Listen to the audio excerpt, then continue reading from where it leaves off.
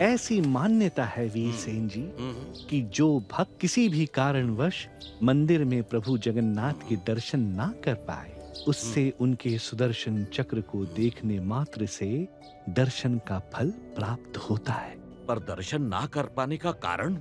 कई कारण होते हैं वीरसेन जी मनुष्य के जीवन में। कोई और लाचारी या मजबूरी। ये सब बहाने होते हैं अपनी भक्ति के खोट को छुपाने के लिए। मुझे नहीं लगता वो सच्चे भक्त होते भी हैं। वीरसेन जी, आपका पुरी में स्वागत है। देश के इतने महान विद्वान का यहाँ आना हमारे लिए सौभाग्य की बात है।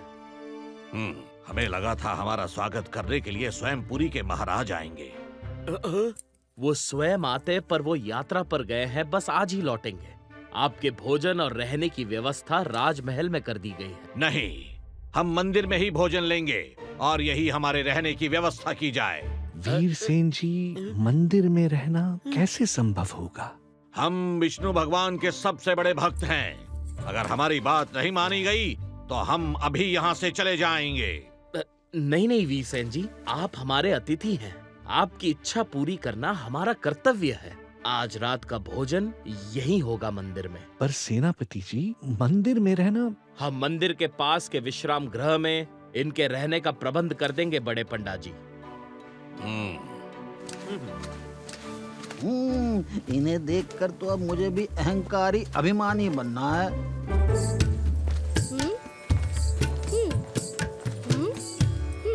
वीरसेन जी, ये गुरु माँ इंदु देवी हैं। हमारे पुरी के बच्चों की शिक्षा की जिम्मेदारी इन्हीं की है। प्रणाम वीरसेन जी, आप जैसे विद्वान हमारे पुरी राज्य में आए, हम सौभाग्यशाली हैं। मैं अपने गुरुकुल के बच्चों को आपसे मिलवाना चाहती थी, ताकि उन्हें आपकी ज्ञान और भक्ति का अनुभव मिल सके। बच्चों, प्रणाम करो। बच्चों, असली भक्ति सबके भाग्य में नहीं होती, क्योंकि सर्वश्रेष्ठ मनुष्य ही सर्वश्रेष्ठ भक्त बन सकता है। तो अगर तुम लोगों में से कोई साधारण बच्चा है तो तुम एक साधारण भक्त ही बनोगे। वीरसेन जी, इससे तो बच्चों का मनोबल टूटेगा। गुरु माँ, जितना जल्दी बच्चे सच को स्वीकार कर लें उतना अच्छा होता है। हर मनुष्य के बस की बात नहीं बड़ा और सच्चा भक्त बनना। पर महोदय, सब कहते हैं भगवान तो सिर्फ प्रेम के भूखे होते हैं। मुझे मत सिखाओ। मैं भगवान विष्णु का सबसे बड़ा भक्त हूँ और मुझे हर प्रदेश के राजा ने सर्वोत्तम भक्त की पदवी दी है, और वही लेने मैं यहाँ पुरी में आया हूँ।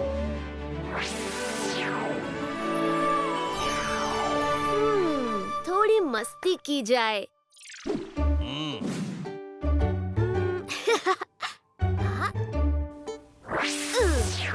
सर्वोत्तम भक्त कौन है, इसके लिए क्यों न एक प्रतियोगिता हो जाए।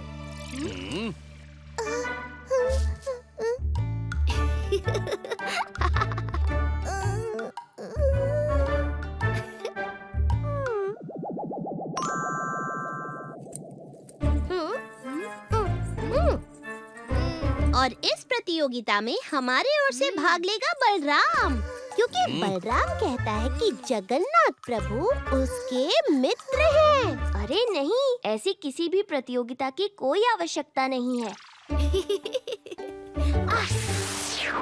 तो कल सुबह दोनों प्रतियोगी मंदिर में आ जाए। पर महाराज, मेरी बात तो सुनिए।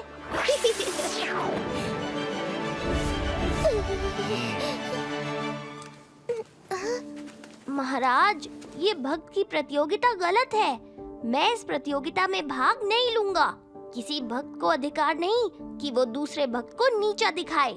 बलराम, मैं तुम्हारी भावना समझता हूँ, पर अब हम इससे पीछे नहीं हट सकते और लगता है कि प्रभु की भी यही इच्छा है। तो बताइए, क्या प्रतियोगिता है?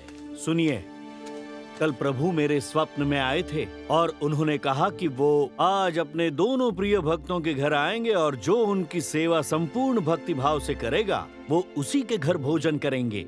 वीरसेन जी, क्योंकि आपका यहाँ कोई घर नहीं है, आप हमारे विश्राम गृह को ही अपना घर मानिए और आपको जिस भी सामग्री की जरूरत है वो आपको उपलब्ध कराई जाएगी। अब दोनों भक्तों को अपने अपने घर अकेले ही जाकर प्रभु के आने की तैयारी करनी होगी। बलराम के घर वाले और वीरसेन जी के सेवक यही मंदिर में रहेंगे, हमारी निगरानी में।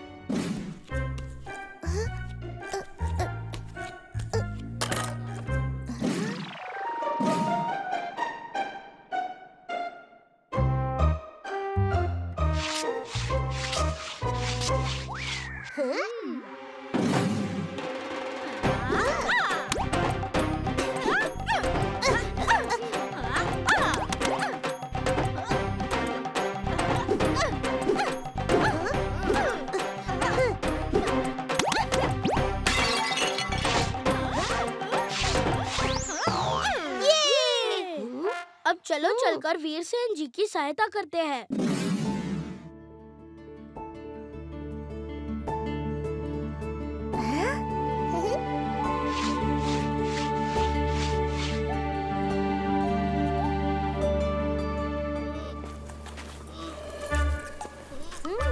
बस एक बार बलराम हार जाए, फिर देखना उसकी सारी अकड़ निकल जाएगी और सबको पता चल जाएगा कि वो कितना बड़ा झूठा है।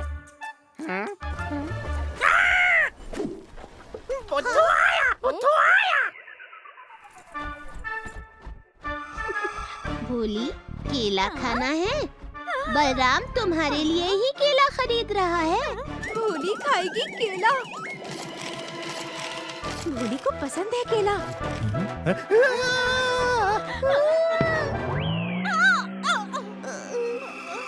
भूत! भूत! गंदा भूत! भोली, भोली, मैं हूँ बलराम।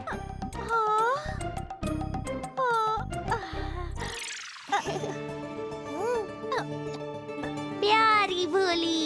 हाँ? वीरसेन जी, ये आपका सामान। हम आपकी क्या सहायता कर सकते हैं उस बलराम को हराने के लिए? क्या तुम्हें लगता है उस तुच्छ बालक को हराने के लिए मुझे तुम्हारी सहायता की जरूरत है? अरे उसे मैं अकेला ही पछाड़ सकता हूँ। अब भागो यहाँ से।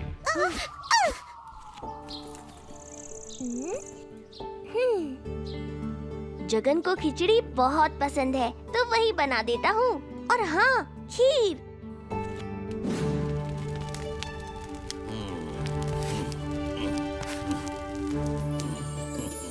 वीरसेन जी वैसे तो बड़े अच्छे भक्त हैं। हाँ, जब तक घमंड न करे तब तक ही। वो सब ठीक है, पर उनके बनाए भोजन की सुगंध बड़ी अच्छी आ रही है। मेरे तो पेट में चूहे दौड़ने शुरू हो गए हैं। चूहे तुम्हारे दिमाग में दौड़ रहे हैं जगन, और वो भी बदमाशी वाले, है ना?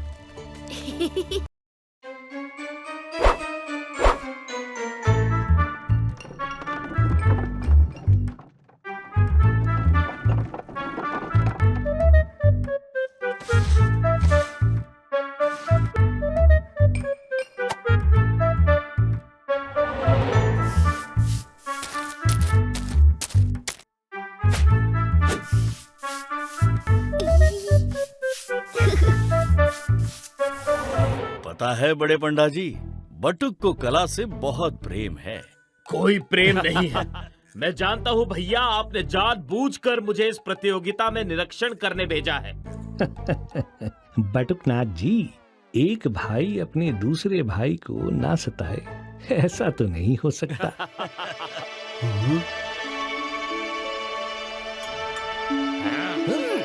सभी प्रतियोगी ध्यान दें, कला प्रतियोगिता समाप्त होने में बस कुछ ही समय रह गया है।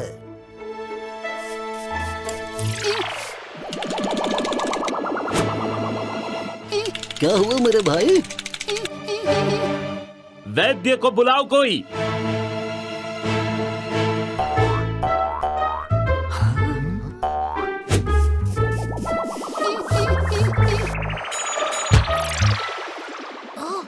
गटरू मेरे भाई, तू ठीक है? अब मुझे लगा जैसे मैं कोई स्वप्न देख रहा हूँ। कैसा स्वप्न गटरू, वो भी दिन दहाड़े? सेनापति जी, मैंने स्वप्न में देखा आप अपने घोड़े से गिर रहे थे। तुम्हारा ये साहस! सेनापति जी क्षमा क्षमा, पर ये चित्र मैंने नहीं बनाया। ऐसा लगा जैसे प्रभु जगन्नाथ मुझसे ये बनवाना चाहते थे। मैंने कुछ नहीं किया। पर ये दोनों अवश्य कुछ करने वाले हैं। कोई बात नहीं, चलो बटुक, प्रतियोगिता समाप्त करते हैं। ये बहुत ही सुंदर कलाकृति है। आज से ये हमारे राजमहल की शोभा बढ़ाएगी।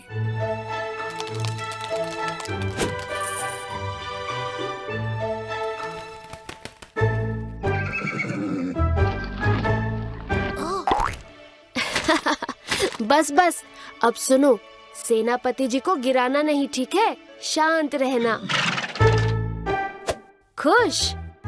हाँ, मुझे चिंता थी कि कहीं गटरू जी का सपना सच न हो जाए।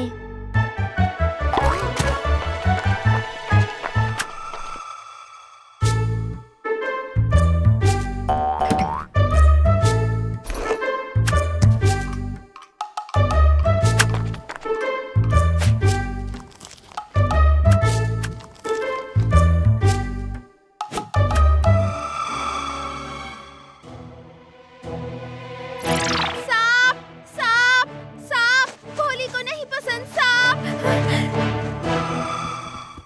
सेनापति जी, सेनापति जी, मैं आपसे फिर से क्षमा मांगने आया था उस चित्र के लिए।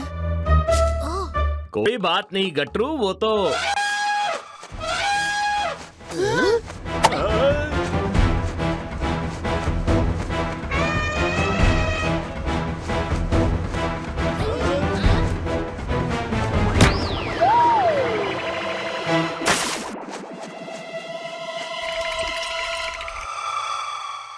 गटरू, तू तो सच में भविष्य देख सकता है। देख नहीं सकता, भविष्य का चित्र बना सकता हूँ। अरे कोई मुझे तो उठाओ।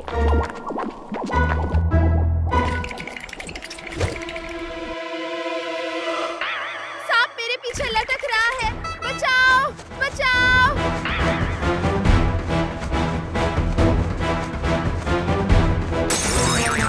हाय, मर गए।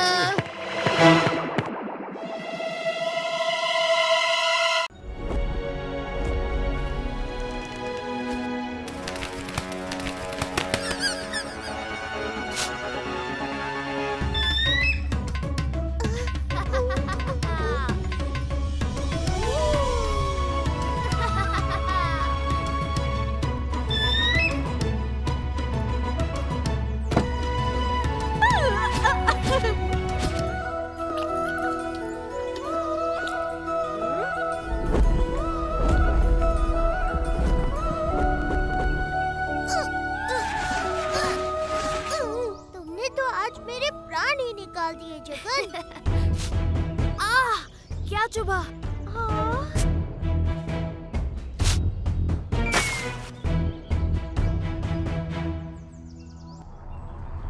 तुम ठीक हो? ज्यादा दर्द तो नहीं हो रहा है ना? अरे कुछ नहीं, छोटा सा कांटा ही तो था।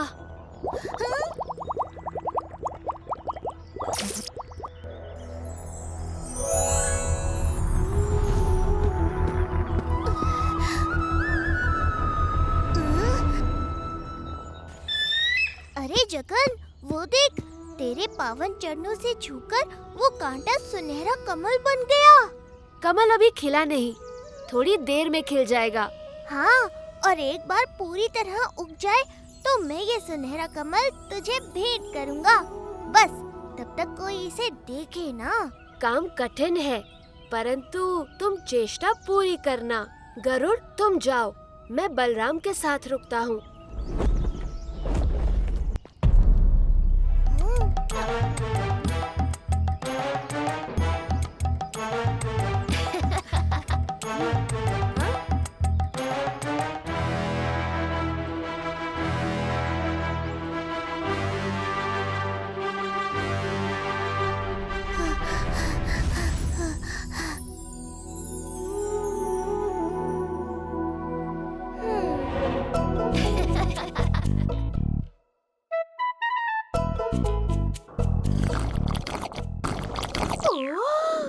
इतना सुंदर सुनहरा कमल! इसे पूरी तरह खिलने के पश्चात मैं अपने प्रभु जगन्नाथ को भेंट करूंगी। उनको बहुत पसंद आएगा।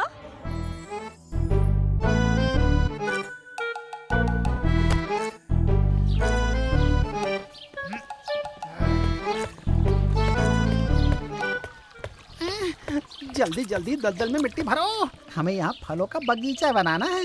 और ताजे पके फल उगाने।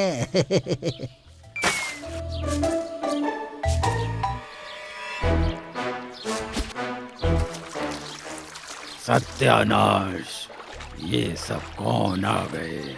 लगता है कहीं और अपना घर ढूंढना पड़ेगा।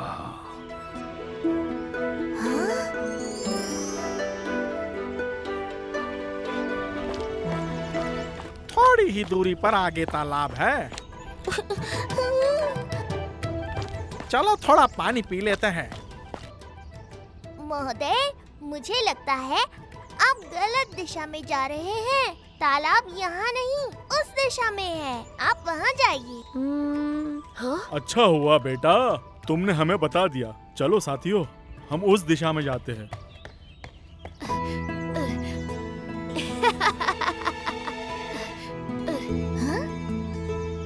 तैरना नहीं आता तो क्या हुआ? ये बेड़ा मुझे सुनहरे कमल तक पहुंचाएगा। तो बलराम इसलिए आते जाते लोगों को भगा रहा है। अब तो वो सुनहरा कमल मैं लेकर रहूंगी। गट्टू मट्टू को काम पर लगाना पड़ेगा।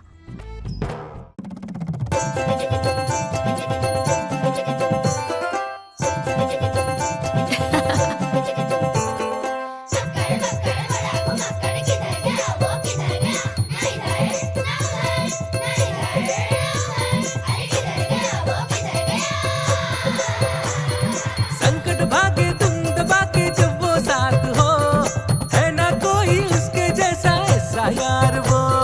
नुस्खे हैं अनोखे उसकी ही बातों में, प्यार की ऐसी